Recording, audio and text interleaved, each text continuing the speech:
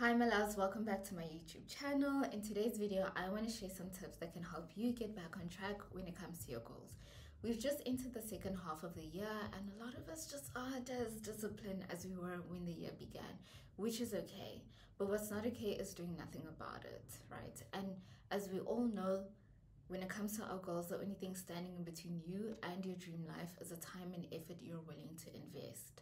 So before we get started, please give this video a thumbs up and hit the subscribe button.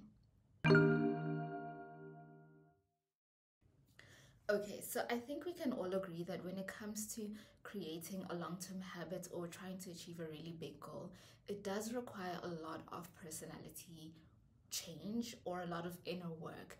And unfortunately, that doesn't happen overnight. We also know that the longer you hold on to a really bad habit, the longer it will take to rectify it. So to help us get back on track, we need to reflect on the past 6 months, create an action plan for the next 6 months, and also hold ourselves accountable.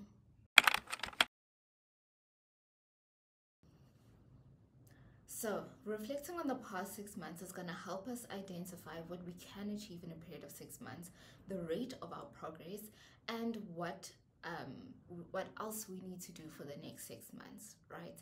I'm going to use myself as an example. In the beginning of the year, I had set out my goal for December was to be toned, right? And so I had set out a 5-day gym workout plan, which in reality I didn't stick to because I'm just not used to it. Prior to me setting this plan, I have actually never stepped in the gym, and I used to do home workouts inconsistently. I don't know if that's a word, but I was very inconsistent with my at-home workouts. But because this goal is really important to me and I feel like I don't want to wait any longer to kind of work on it, I had to push myself to achieve this goal. In reality, I only started going to the gym about 2 days in a week because I only had the energy and time to go to the gym 2 days in a week. My notes are down here, sorry. So reflecting on the past 6 months is going to help us identify where we need to improve. So if I can go to the gym 2 days a week, then maybe setting a 5-day plan is a little bit unrealistic and I need to shorten it to 2 days, right? Identifying your areas of improvement will help you decide how exactly you need to move forward, what it is that you need to do, and what do you need to add or get rid of in your daily routine to make this goal or this achievement that we're trying to get at easier, right? This leads me to creating an action plan. Now, creating an action plan, you've already done this. If you've set out a vision board or goals in the beginning of the year, you have already done this. But the reality is, if you just aren't on track or aren't as disciplined as you were when the year began, there are multiple reasons as to why. In my case, my goal was to go to the gym 5 days a week, but I only went 2 days a week. When you create an action plan, you really need to be honest with yourself. Putting it down on a piece of paper, for me, works really well, right? I need to be able to scratch the tasks that I've done for the day, right? So what I usually do at the end of the day is I would start writing down a list of everything that I need to get done the next day. So in your case, right, or in both of our cases, when you create an action plan, you're not creating a brand new action plan from scratch.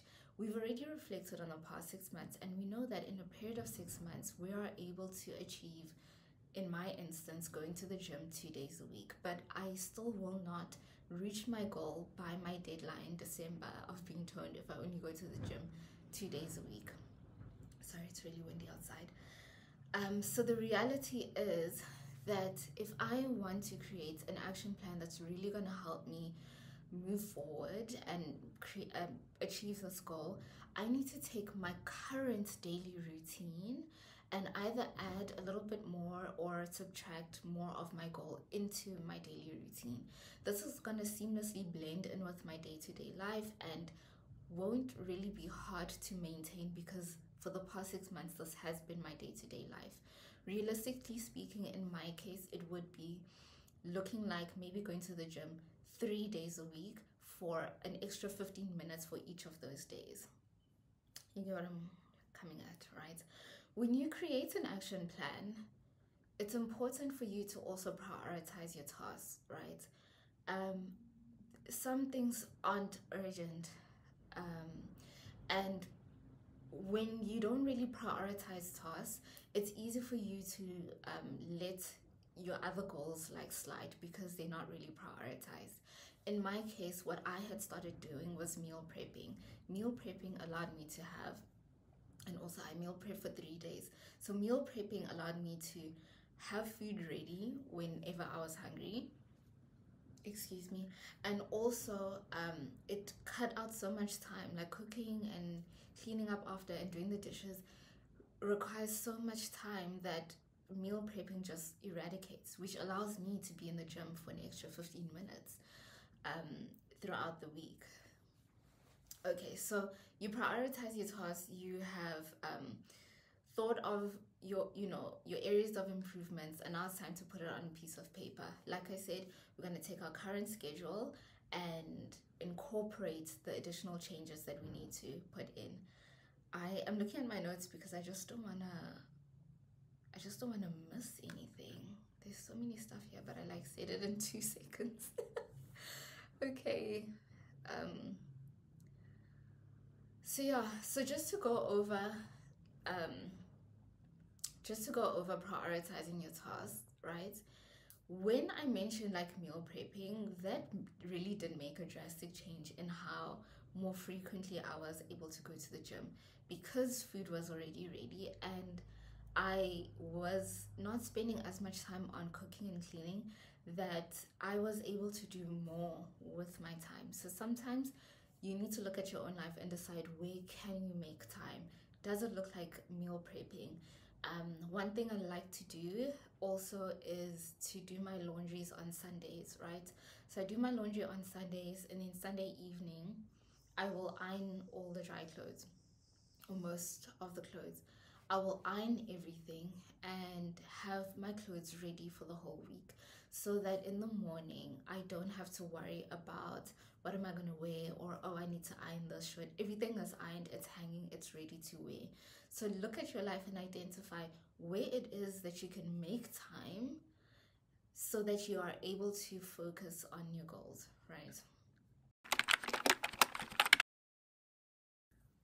Okay, accountability. Let's just take a moment here.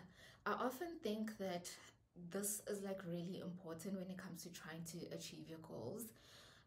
Holding yourself accountable, or usually when people think of the word accountability, it's usually accompanied by a negative emotion like regret or guilt, right?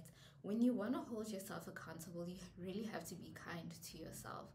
Just because you couldn't go to the gym last week, it does not mean that you have to bully yourself into feeling bad, because then you end up creating a really negative emotion with this thing that you're trying to create a positive relationship with. I don't know if that makes sense. But in essence, you're kind of creating a negative emotion with your goal, and it will become harder to fulfill your goal or to work on your goal if there are negative emotions attached to this. So holding yourself accountable really needs to be a very gentle and kind act. Obviously, you know yourself more than anyone does. So you need to sit down and really decide what it is that you need to do to help you keep yourself accountable, right? And also in the healthiest way. So when it comes to holding yourself accountable, you need to think about positive reinforcements, because the reality is life does get in the way. Sometimes you couldn't go to the gym or do whatever it is that you need to fulfill your goal for that week because life got in the way. Maybe it was the weather, maybe it was transport, maybe it was load shedding, whatever it could be. These things do happen, and if you aren't able to meet your goals immediately, you need to be able to have some positive reinforcement so that you are even more motivated, and you are refilled, like your cup is refilled enough so that you can tackle this new journey that you're trying to embark on, right? Positive reinforcements might look like self-care Sundays. Those are my favorites. You know, working on your mental health. This could be journaling or building your faith. Taking breaks, taking time to recharge. I really want to do a video about this because, guys, when we say we take breaks, especially like South Africans, when we say we take breaks or we taking time to relax, it's not really relaxing, guys. Going to groove isn't relaxing. So I definitely will do a video on like how to really take a break, you know. But when I say take breaks, I don't necessarily mean sit on the couch and go through your phone or watch Netflix, because consuming entertainment still requires a lot of energy. So maybe go for a walk if you can't run or go to the gym. Whatever it is that you might need to help you really fill your cup and recharge you so that you're able to get back on your goals. Other types of positive reinforcements are having accountability partners. I'm not really a fan of accountability partners personally. I just feel like I'm not always moving at the same pace as other people. And my friend always says that, you know, like working out is not group work, guys. It's not group work. So having an accountability partner at the gym might be great in the beginning, but when you're really trying to like push hard for a goal, yeah, that's just where my issue is. But it might be what you need just to help you get back on track, and that could look like joining a running club, maybe doing like check-ins with your friends that, oh, you know, you've done this by this time and whatnot. The last positive reinforcement that I have here is having a reward system. So what it is that you like to reward yourself with, and whatever you reward yourself with, please don't let it contradict your goal, right? So for instance, in my case, if I go to the gym 3 days a week, my reward system cannot be, you know, eating takeouts 3 days in a week also. No. So you will decide what your reward system looks like for you, right? And yeah, hopefully all of this just works out for you. Okay, so we've reached the end of this video. I hope you found it really informative. Please let me know down below in the comments any kind of tips that you would like to share with other people or with myself. I really would like to hear that.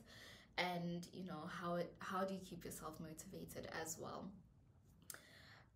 So yeah, don't forget to like the button and please hit the subscribe button, and